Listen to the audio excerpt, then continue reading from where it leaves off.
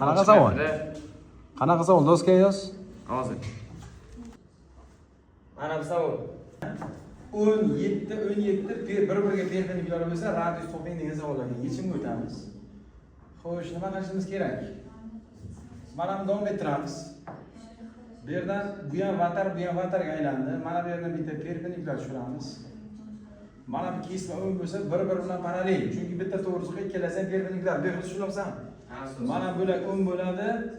Umumiy mana bu 17 bo'lsa, mana bo'lak 7 bo'ladi. Demak, mana bu ham 7 ga aylanadi. Ikki yon tomondagi vatar bo'laklari teng bo'lib qoladi mana bular. Ana endi yechimni mana bu yerdan bitta radius tushiramiz. Xo'sh, mana bu yerdan bitta balandlik tushiramiz. Mana bu uzunligi 5 bo'ladi, mana bu uzunligi 7 bo'ladi. Mana bu masofa 7 bo'ladi. Mana bu masofa x bo'ladi. Bu yerdan bergacha x bo'ladi. Ana endi shu yerda Pifagor qo'llash mumkin. 5 ni kvadrati, 7 qo'shilgan x ni kvadrati, 7 qo'shilgan x ni kvadrati teng radiusning kvadratiga bo'ladi. To'g'ri burchak uchga ketyapti. Ana endi mana bu kesmamiz o'ngga teng bo'lsa, mana bu yerdan beracha bizga 5 ekanligi keladi. Mana bu 7 bo'lgandan keyin umumiy necha bo'ldi mana bu masofa? 12 bo'ldi, shunaymi?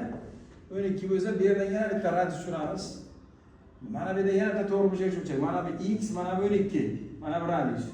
Demak, x ning kvadrati qo'shilgan 12 ning kvadrati teng radiusning kvadratiga. Sistemani ishlagan vaqtimiz bizga x teng 5, radius teng 13 degan javob chiqadi.